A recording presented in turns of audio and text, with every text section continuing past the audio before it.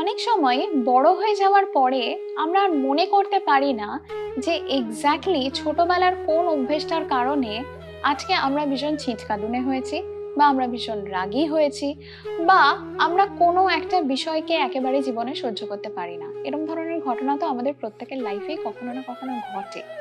অথচ যদি তোমাকে কেউ বলে যে একটু পজ নাও, পজ নিয়ে ভেবে বলো যে তোমার স্বভাবের মধ্যে এই যে বিষয়টি রয়েছে এটা ঠিক কেন রয়েছে, তুমি কিন্তু তখন অনেক ভেবেও বের করতে পারো না যে সত্যি তো এরকম কেন হলো।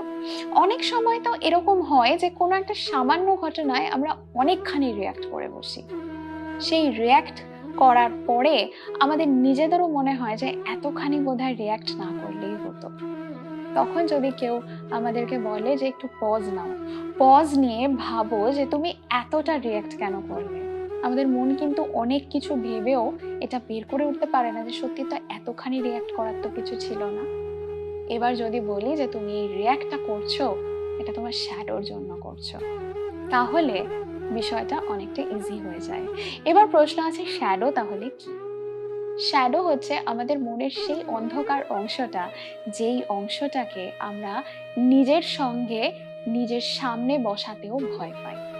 আমাদের মনের মেনলি তিনটে পার্ট থাকে। একটা পার্ট যেটা বাইরের লোকেরা আমাদের দেখতে পায়, আমাদের একদম আউটার পার্সোনালিটিতে যেই পার্টটা থাকে সেটা আমাদের প্রপার পাবলিক পার্সোনালিটি। আমাদের পার্সোনালিটির আরেকটা ভাগ থাকে যেটা আমাদের খুব কাছের মানুষরা দেখতে পায়, যারা আমাদের পরিবারের সদস্য, আমাদের বন্ধু বান্ধব, আমাদের লাইফ পার্টনার, তারা আমাদের এই পার্টটাকে দেখতে পায়, যেটা কিন্তু আমাদের কর্মজগতের অনেক মানুষ দেখতে পায় না। এটা আমাদের খুব পার্সোনাল একটা সেলফ। কিন্তু আরেকটা সেলফ আমাদের থাকে, যেই সেলফটাকে আমরা নিজেরাও দেখতে পাই না, বা যেই সেলফটাকে আমরা নিজেদের কাছেও লুকিয়ে রাখতে চাই। এমন ঘটনা আমাদের জীবনে অনেক সময় থাকে যে ঘটনাটাকে আমরা নিজেকে আর বলতে পছন্দ করি না, যেন আমরা ভুলে যেতে চাই, যেন আমরা সেটাকে সাপ্রেস করে দিতে চাই। লোকের কাছে যে বলতে পারি না তাও নয়, যখন আমরা একা থাকি তখনও ওই ঘটনাটার সামনে আমরা দাঁড়াতে পারি না।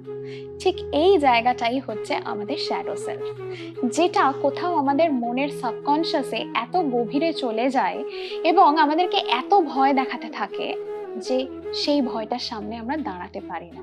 আর সেই ভয়টা পরবর্তীকালে আমাদের স্বভাবকে, আমাদের বিহেভিয়ারকে নানাভাবে শেপ আপ করতে থাকে।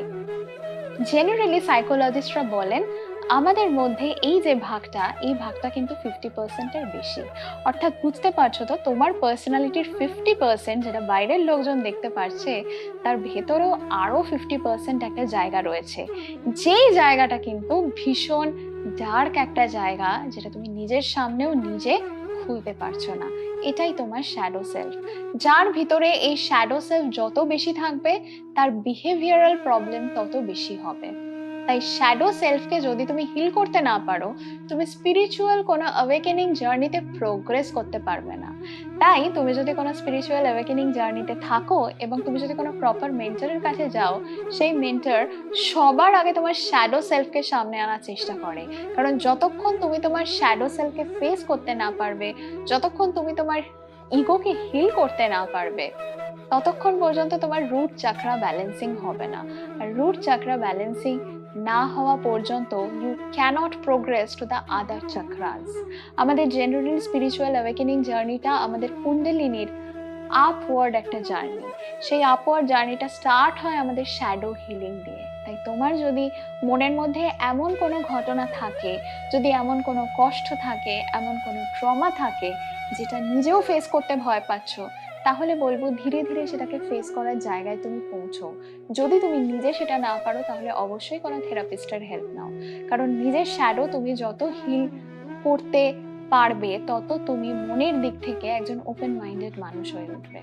তাই শ্যাডো সেলফ নিয়ে যদি কোনো প্রবলেমে থাকো, তাহলে অবশ্যই প্রফেশনাল হেল্প নাও। যারা প্রফেশনালি হেল্প করবেন তোমাকে, তোমার ভিতরের ট্রমা থেকে, তোমার ভিতরের অন্ধকার থেকে তোমাকে আলোয় বের করে আনতে পারবেন। জেনারেলি আমরা যখন dark night of the soul সিচুয়েশনের মধ্যে দিয়ে যাই, তখন কিন্তু এই ট্রমাগুলো আমাদের সামনে আসতে থাকে, কারণ তখন এই ফেজটাই আমাদেরকে বলে যে আমাদের শ্যাডো হিল করার সময় এসে গেছে। তুমি যদি সেই সময়ের মধ্যে দিয়ে যাও তাহলে কমেন্টে অবশ্যই জানাও। আমার ভিডিওটা লাইক শেয়ার করতে ভুলো না। আর যদি আমার চ্যানেলটাকে ভালো লেগে থাকে তাহলে অবশ্যই সাবস্ক্রাইব করো।